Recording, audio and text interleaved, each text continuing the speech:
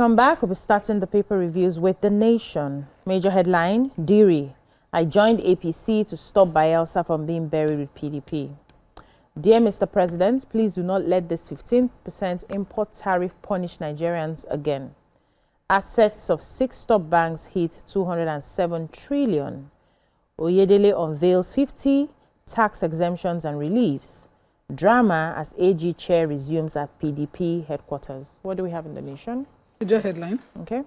Governor Diri of Bayelsa State, who was the PDP chairman, PDP Committee on Zoning, until recently, at least he was chairman for the convention that was coming up, has finally defected yesterday to the APC, and the Vice President Kashim Shettima, as well as other APC stalwarts, were there at the Samson Siasia Stadium by Mianogwa to receive all the decampees. So he, along with the Speaker of the House of Assembly, the entire House of Assembly, and all of his appointees in the ESCO, all defected. And he cited a lot of reasons. He said, apart from, he referring to the PDP as a party that is going down, he said, I never wanted to leave the PDP, but I tried to salvage it to no avail. I never wanted my state to then be buried with the PDP. He gave other reasons why he moved to the party. He said he was motivated to align with Bayelsa with a national leadership that values development, and he said he was influenced by President Bola Tinubu's love for the growth of his state and the Ijaw Nation. He cited the construction of the Lagos-Calabar Coastal Road, the second phase of the Nembe-Brass Road, and a 4 billion naira tax waiver granted to the state for the procurement of a 60-megawatt gas turbine. And he said after all of these laudable things, he consulted with the elders and the State Assembly. Afterwards, he resigned from the PDP for obvious reasons. He said he would not denigrate the PDP. He said he was happy with it, but the undertakers destroyed it, and he had to move so that his party would not be buried along with it. It was pomp and pageantry at the stadium, though the party rest. It was a horse party. Yeah. Okay. So Chairman, Presidential and Fiscal Policy and Tax Reforms Committee, Mr. Taiwo Oyedele, has outlined 50 tax exemptions and reliefs designed to ease the financial burden of low-income earners, average taxpayers, and small businesses under Nigerians' new tax reforms law, which is set to take effect from January 1st, 2026. It's just around the corner. Oyedele said that the tax reform was a comprehensive package and represented one of the most people-focused tax reforms in Nigeria's recent history, targeting fairness, simplicity, and inclusiveness in the country's fiscal system.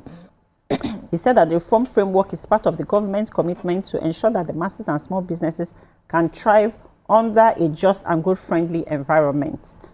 He pinpointed the fact that that individuals earning the national minimum wage or less will be exempt from the personal income tax, while those earning up to 1.2 million annually will also enjoy full exemption. Yes, in addition, workers with an annual gross income up to 20 million will benefit from a reduced pay-as-you-earn rates, and that gifts received from individuals are now tax-free. While several deductions will be allowable for personal tax competition, this includes contributions to pension funds, the National Health Insurance Scheme, and the National Housing Fund, as well as interest on loans for owner-occupied homes and life insurances or annuity premiums. You said that renters will also receive a rent relief amounting to 20% of your annual rent up to a ceiling of 500,000 naira. So that's fantastic. Yes, it's a good one. So yours is Oyedele. Me, I have information from Oloyede. So the registrar of the Joint Admissions Matriculation Board, that's Professor Ishak Oloyede, said that about 15,000 candidates forged their admission letters to be eligible for NYSC. Wow. He was speaking at the Batch C pre-mobilization workshop, which was in Abuja, and he said that in order to ensure that they deal with this matter, they are prosecuting 17 deputy vice chancellors, as well as deputy registrars, including 4 JAMB workers who are found culpable in this forgery. They said that they are all facing allegations of forgery and they are being prosecuted by the ICPC, that's the Independent Corrupt Practices and Other Related Offences. He mentioned it as a way of saying that if anybody, because it was a stakeholders meeting, if any of you allow yourselves to be used, you'll be prosecuted. And I like the fact that he wasn't just announcing that we will prosecute them, but he announced that we are already prosecuting some people within the organizations that are supposed to be custodians of this system that are being profiteering off forgery. We also should be prosecuting the people that the students or the NYSC core members who are submitting forged documents because they want to serve. It just doesn't speak well for us. Everybody needs to pay the price, Yes. So I have an editorial here, Dear Mr. President, by Rotimi Matthew Abuja. It's quite interesting. I want to just read a few. It says, Mr. President, Nigerians have worked with you through a season of fire. They have endured subsidy removal, foreign exchange shocks, inflation that eats wages before payday, and reforms that have stretched household budgets to their breaking point. They did so because you asked for time. Time to rebuild, time to reform, to restore. Now, after this difficult year of sacrifice, the government has confirmed that it will introduce a 15% import duty on petrol and diesel. Mr. President, this decision risks turning faith into fatigue. It is not reform, it is relapse. And it could undo the fragile trust Nigerians have placed in your leadership. It says the policy is born of misdirection. It says, according to the leaked memorandum of the State House dated October 10, 2025, the new tariff is framed as a market-responsive import framework meant to safeguard local refining capacity and stabilizing the downstream market. But Nigerians are not fooled by the language of perfection or protection when its result is punishment. It says the tariff applied to the cost, insurance, and freight, that's the CIF value imported fuel, will raise the landing cost of petrol by roughly 150 to 170 per litre. That means the average pump price could surge towards 980 or more per litre, which is going to be a direct hit to the household. So I read further, and it was saying that they are just doing this to protect monopoly and Dangote but that's depending on the side so yesterday I took the Center for the Promotion of Private Enterprise headed by the Chief Executive Officer, Dr. Muda Yusuf, who is one of our regulars on the show, commending the president for this 15% import duty on refined products, saying it is strategic policy measure capable of driving investment in Nigeria's domestic refining sector and stimulating broader industrial development. So it depends on where he's seeing it. If we are self-sufficient locally, that shouldn't surge prices. But and I know that in many countries, things that are imported are taxed higher. So that people can patronize the cheaper ones, which is the local ones. And I don't see how this is different. The only thing I see is because it's only Dangote's refinery that we're really producing from. Almost built finish. Okay, let him finish. There are two other new local refineries coming up. So I don't think it's a bad policy. I follow a channel on YouTube on the progress report on Boaz refinery, just the way I followed that on Dangote. Okay, let's take a short break. When we come back, the paper reviews continue. Stay with us. Welcome back. These ladies are cracking me up. It's Tuesday or just Tuesday. Let's keep it till Thursday or Friday. Moving on now to the Punch. Governor's battle week as PDP factions jostle for control. Tinubu moves to appoint new ambassadors amid U.S. tension. Diri joins APC, tax PDP sinking ship.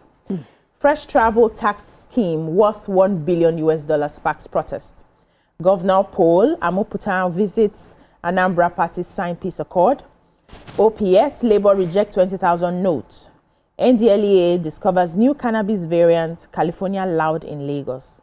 ANPP block sets tough terms to back Tinubu's 2027 bid. What stories do we have in the Punch? The NDLEA spokesman was on our TV station news yesterday on This Morning Show, and he disclosed that there's a new variant of cannabis that they discovered in Lagos. And they discovered a whole building, a residential building used as laboratory for producing Colorado. And that's another potent synthetic of the cannabis variants inside the residential building. But they arrested a 30-year-old suspect, Stephen Imo, after they had, stayed on him for a long time. He said loud is another strain of cannabis, and it's potent one that is a potent one that is stronger than what we have locally, and that's why it's so attractive to the users. He said it tastes stronger and more potent. But, recently they discovered that in Lagos, and he's begging that, you know, families should join hands with them to do the needful. Talk to your people. Aside the government doing so much to curb drug use in Nigeria and drug production, there are certain people who are encouraging of this. They consider it a business. Yesterday evening, afternoon, I got home, I had to go do my afternoon prayers and then drove my daughter to the salon. I saw a young boy. This boy cannot be more than 18. He's not up to 18. But he had taken this thing. And the rain had fallen in the morning. The whole place was flooded. He couldn't walk straight. Oh, no. We were praying for him to get to his destination. But right through my mirror, I saw the boy fall into the muddy waters and kept rolling. Oh, no. He was not born mad. Wow. Say no to drugs. Say honestly. No. So okay. Let me take the president's story because my mom was supposed to get her teeth fixed at Lasso today, and we called and they said doctors are on strike. So the president has ordered the Federal Ministry of Health and Social Welfare to take urgent steps to end the ongoing strikes by members of the Nigerian Association of Resident Doctors, and ensure immediate return to duty. Now this is late.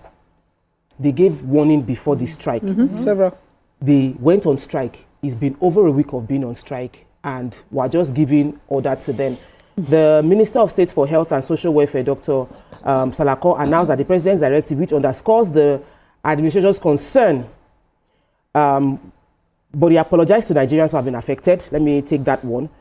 And that by the industrial action, and said that the President has mandated everything possible be done legitimately to bring the striking workers back to work. And on behalf of himself, that's the Minister of State, and the Coordinating Minister for Health and Social Welfare, that's Professor Mohammed Pate, he said that the management staff and ministry, they regret the inconveniences caused, like the fact that we cannot do our own teeth now, that they would ensure the strike will end in 48 hours. By the special grace of God, all of us will be here in 48 hours. We'll come and hopefully announce that it has ended. Hopefully. But we hope so. Okay, so President Bola Ahmed Tinubu is set to conclude the appointment of ambassadors to Nigerians' foreign missions worldwide after months of diplomatic gaps and growing pressure over the country's absence of envoys abroad.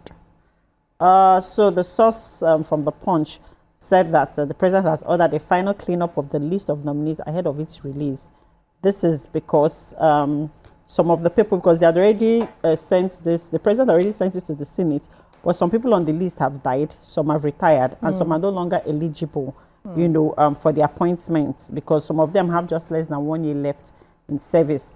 But we're hearing that the Senate will screen the nominees, and it doesn't take too long for them to re-verify the new names, and that maybe within a week we are going to get the list.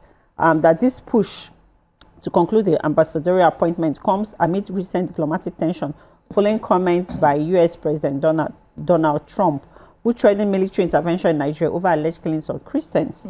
Trump, in a post on his social media platform on Friday, had announced that he was labeling Nigeria a country of particular concern, and that he has instructed congressional Republicans to investigate the matter and report back to him. And I'm wondering, if you want an investigation to be carried out and reported back to you, why do you just go ahead and just spew whatever? That doesn't make sense to me. Well, let's move on now to Daily Sun. A major headline: how Buhari's refusal of help raised U.S. eyebrows. PDP crisis assumes new twist as NWC factional nominated acting chair Mohammed takes over national chairman's office.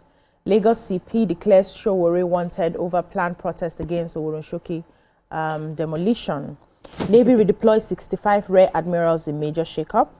JAMB uncovers plots by institutions to violate CAP's admissions process. State creation, Kalu, National Assembly members to meet Southeast stakeholders November 14.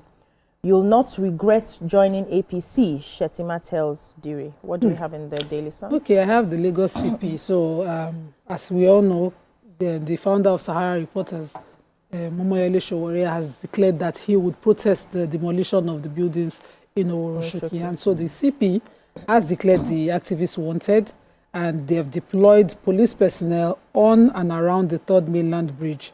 And this is, of course, to respond to plans of the protest.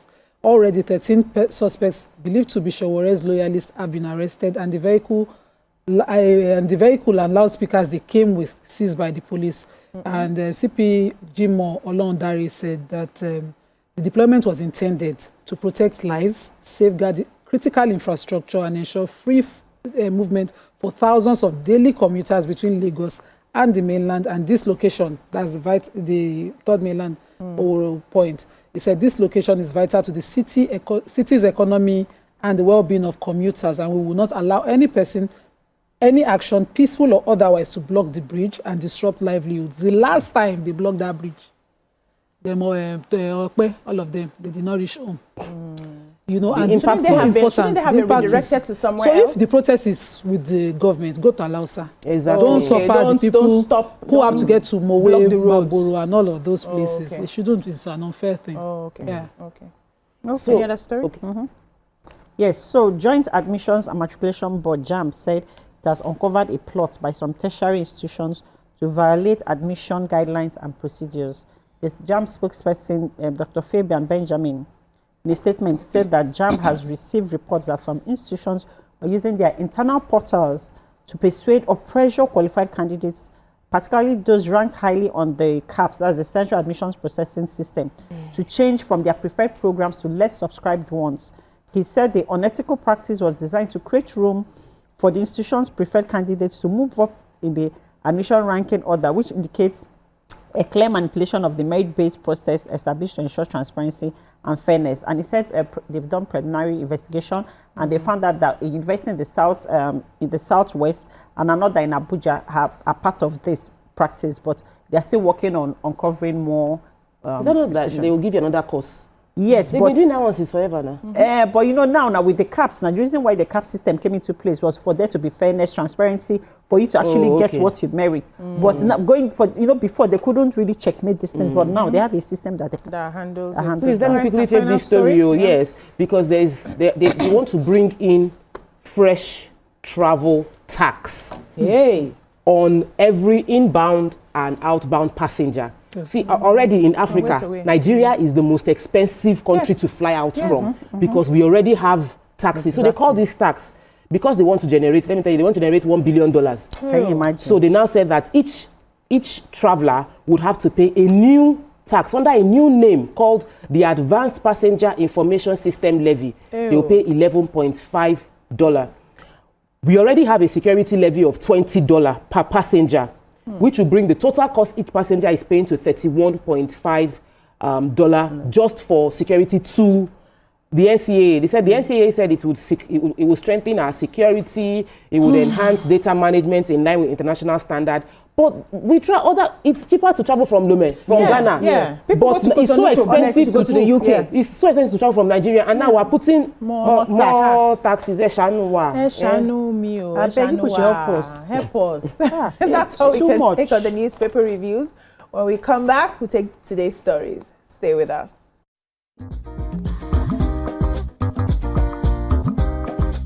Stay tuned. Your View will be right back.